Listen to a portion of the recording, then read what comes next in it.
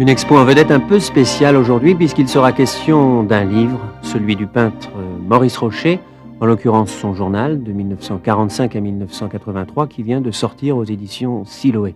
D'ailleurs, je crois que ce livre mériterait d'être un peu mieux diffusé parce qu'il est difficile à trouver et c'est une réussite, une vraie réussite.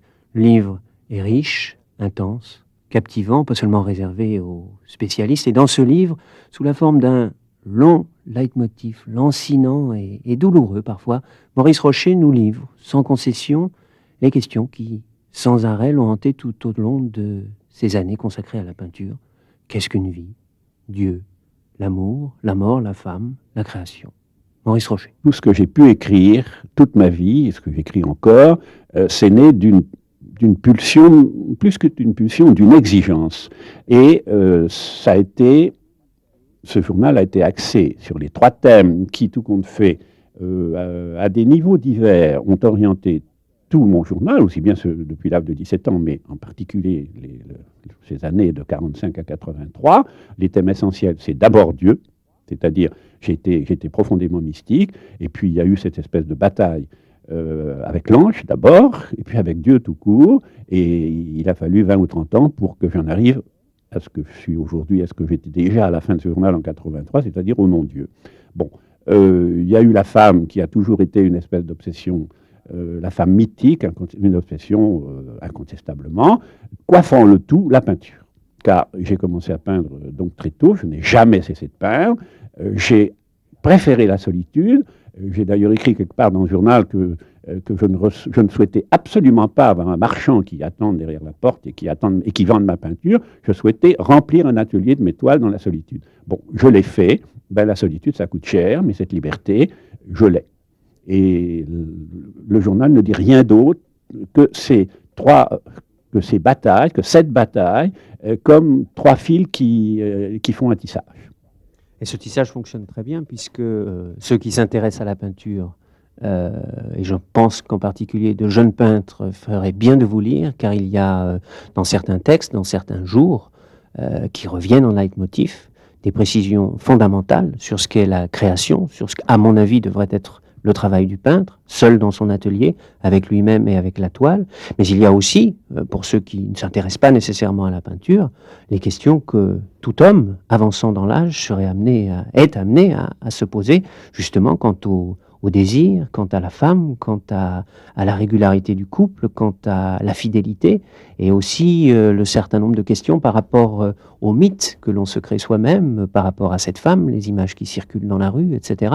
Et puis les questions qu'on se pose par rapport à ce qu'on croit qui nous a fondés. Vous parliez de la foi, que vous rejetez petit à petit au cours du journal et au cours de votre vie pour aboutir à ce que vous appelez un non-Dieu, et d'autres, avec d'autres... avec d'autres époques, des gens plus jeunes comme moi qui n'ont pas eu ces problèmes, mais qui ont eu l'impression que certaines idées étaient à défendre, et puis petit à petit tout ça s'écroule, et on se demande, car c'est aussi un des leitmotifs de votre journal, qu'est-ce que c'est que de réussir sa vie? Est-ce que je l'ai bien réussi? Est-ce que tout ce que je défends aujourd'hui n'est pas une invention? Dans quelle mesure est-ce que c'est vraiment ça qui m'a fondé? Et à la limite, est-ce que, car c'est aussi par rapport à l'échec, qui est une des grands thèmes de votre livre, est-ce que si je n'avais pas vécu différemment, suivi d'autres idéaux ou suivi d'autres femmes et peut-être suivi mes vrais instincts, est-ce que je n'aurais pas été un homme tout à fait différent qui dirait exactement le contraire de ce que je suis en train de dire en ce moment? C'est très important parce qu'effectivement, j'ai vécu non pas avec ses regrets, mais avec ses questions. Qu'aurait été ma vie, effectivement, si j'avais changé de cap à 40 ans et si j'avais refait autre chose, qu'aurait été ma peinture? Alors, ceux qui connaissent ma peinture aujourd'hui et qui ont lu ce livre disent c'est une espèce de leitmotiv douloureux, comment avez-vous pu vivre cela? Mais ils ajoutent, mais votre peinture est là. Et c'est la peinture qui est au bénéfice de ce que vous avez vécu, douloureusement peut-être, mais c'est pour cela que cette peinture existe, telle qu'elle est. Et une fois, quelqu'un m'a dit, en 81, devant une rétrospective, quelqu'un m'a dit on souhaiterait que vous ne soyez jamais heureux pour faire cette peinture-là. C'était un peu gros. En fait, je ne pouvais pas faire d'autres peintures. Non, je crois surtout, et qui est très très important, je l'ai dit souvent dans ce journal, j'étais verrouillé de tous les côtés. Bon. Je ne pouvais pas être autrement que ce que je n'ai été. Et maintenant, quand je regarde en arrière, j'assume ça comme un destin. C'est-à-dire c'était un destin qu'il fallait absolument assumer au bénéfice d'une œuvre, d'une peinture, au bénéfice d'une création. Et je dois dire que c'est ce qui me reste dans ma vie. Et c'est d'ailleurs ce qui me reste par rapport à l'absurde de la condition humaine auquel je suis maintenant heurté, comme Camus, comme bien d'autres, hein, comme Nietzsche, comme Camus, etc. Bon, qu'est-ce qui reste? Ben, il ne reste pas grand-chose. Mais il reste, et ça je l'ai dit, il reste la beauté qu'un homme peut créer. Il reste la création. Il reste cette espèce, oui, cette sorte d'absolu. Si on arrive, comme certains musiciens, je pense à Richard Strauss par exemple, de certains de ses opéras, et je pense à d'autres, à des peintres aussi, et peut-être, j'espère, dans certaines de mes toiles, si j'ai réussi à toucher quelque chose qui est éternel, qui est absolu, alors je ne mourrai pas. Et ça mérite de vivre. Et c'est ça qui fait que la condition humaine est peut-être supportable, mais à vrai dire, c'est le privilège du créateur. Mais d'autre part, il le paie tellement cher. On a même l'impression, en vous lisant, avec ces sortes de rafales, de rythmes qui reviennent, avec ces leitmotifs, je crois que c'est une des clés, entre guillemets, de ce livre, c'est que, à la limite, à un moment, vous parlez de Cézanne, que votre rêve, entre guillemets, peut-être de finir votre vie comme lui devant cette montagne. On a l'impression que, un peu comme Monet aussi, vous avez construit une sorte de laboratoire, de prison, entre guillemets, et comme toujours, quand on est dans une prison, c'est pas très agréable, mais que peut-être c'est ce qui vous a sauvé et qui vous a peut-être permis aussi, dans une sorte d'état lancinant de ce manque de la femme et de ce désir aussi qui certainement devait enflammer votre corps, on le sent fort bien, et vous donner envie de rentrer dans l'atelier et peut-être de travailler. Et on peut se dire à un moment dans le livre, mais peut-être a-t-il fait exprès de créer cette prison pour arriver à cet état amoureux, état mystique et état douloureux de désir qui lui permettent de créer et d'être peut-être plus fort devant la toile. Ben, il est certain que j'y suis arrivé après ce journal, mais je l'ai écrit, et précisément là, je l'ai écrit dans un autre livre qui sortira, qui sont ces entretiens, et j'ai dit, j'ai pensé, je pense que la femme est remplace Dieu. D'une façon effectivement imparfaite, mais la femme peut donner cet absolu que j'ai cherché dans la vie mystique et que la vie mystique ne m'a pas donné. C'est claudélien, ça d'ailleurs. Cet absolu que l'homme trouve dans la femme, c'est pour remplacer ce Dieu qu'il a perdu.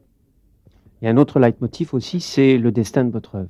Le destin, pas seulement peut-être d'avoir l'impression d'avoir réussi sa vie en tant qu'homme ou en tant que peintre, mais aussi l'ensemble de ce travail, l'ensemble de ce que vous appelez cette souffrance, de ce prix que vous avez à payer, que va devenir mon œuvre. Et avec l'âge, on vous voit, puisque c'est sur plus de 20 ou 30 ans que se déroule le journal, on vous voit d'abord espérer une grande exposition au Musée d'Art Moderne, puis ensuite peut-être une en province, et puis ensuite, est-ce que peut-être mon œuvre ne se perdra pas? Est-ce qu'il y aura bien un marchand qui va s'y intéresser avant ma mort et qui la diffusera? Est-ce que je vais faire un musée? Est-ce que devant justement toutes ces mondanités auxquelles vous ne voulez pas participer et qui, à mon avis, c'est vrai, plus j'avance, sont de plus en plus nécessaires et ont toujours été nécessaires, comme disait fort bien Gauguin, il ne suffit pas de vouloir dans une lettre à sa fille, mais il faut aussi vouloir, c'est-à-dire tout faire pour que l'œuvre, parce qu'il n'y a pas que l'œuvre qui reste, il faut aussi tous ces efforts. Et ces efforts, vous vous y êtes toujours refusé, par une sorte d'élégance et peut-être de suprême mépris aussi, que certainement la profession vous a reproché longtemps et vous a fait payer. Mais est-ce que ce journal, et c'est là où j'en viens à ma question, est-ce que ce journal n'est pas une manière aussi, une dernière fois, de protéger cette œuvre? Je n'ai pas réussi comme peintre, je n'ai pas passé la barre, mais je n'ai rien fait pour, je n'ai pas mondanisé, je n'ai pas rencontré telle ou telle femme en particulier. Les femmes aident beaucoup les peintres. Bon. Mais pour ça, il faut sortir, il faut les fréquenter. Tout le monde sait qu'il faut 50% de travail et 50% de mondanité pour réussir. Bon, eh ben, je n'ai eu aucune espèce de mondanité et j'ai joué le jeu de la solitude et de l'exigence. Alors, c'est vrai que j'ai souvent souhaité que mon œuvre demeure rassemblée dans un musée. Bon, c'est une vue de l'esprit, c'est le Père Noël. Bon, je ne le verrai pas. Je crois dans ma peinture, et cette solitude, si vous voulez, cette solitude, je l'ai voulue. Bon. ces mondanités, je les ai refusées, cette solitude, je l'ai voulu. Et quand vous parliez Cézanne tout à l'heure, ça me touchait beaucoup, parce que ça a été une des grandes émotions de ma vie de visiter l'atelier de Cézanne, et je connais bien son conservateur actuel, je dis bien l'atelier, hein, parce qu'il n'y a pas de musée Cézanne à Aix. Mais l'atelier, c'est une maison qu'il a fait construire pour lui, comme j'ai moi-même fait construire la mienne, avec une grande porte spéciale pour les grandes toiles, etc. Et puis, Cézanne, il a quand même tourné le dos au copinage, au parisianisme, hein, aux relations de café, au parisianisme tout court, et il est retourné dans sa ville comme un étranger, et il s'est consacré à sa peinture. Et moi, je vis ici, dans cette banlieue de Versailles, comme si je vivais à Aix, c'est-à-dire je vis totalement solitaire, totalement seul, totalement indépendant du milieu qui m'entoure, et je suis exactement comme si j'étais au fond d'une campagne, c'est exactement ça. Et je me sens très très proche de Cézanne, dans sa vie, dans sa façon de vivre, je ne souhaite qu'une chose, c'est de mourir en peignant comme lui. Maurice Rocher au micro de Valère Bertrand. L'actualité de Maurice Rocher, c'est ce journal de 45 et 83 qui vient de paraître aux éditions Siloé. L'adresse est 22 rue du Jeu de Paume à Laval. On annonce une série d'entretiens réalisés par Nathalie Cotin sous le titre « Le peintre, Dieu et la femme ». Enfin, signalons que du 5 décembre au 5 janvier, il y aura des peintures intitulées, un ensemble de peintures intitulées « Couple » à la galerie Nouvelet, peinture de Maurice Rocher bien sûr, 19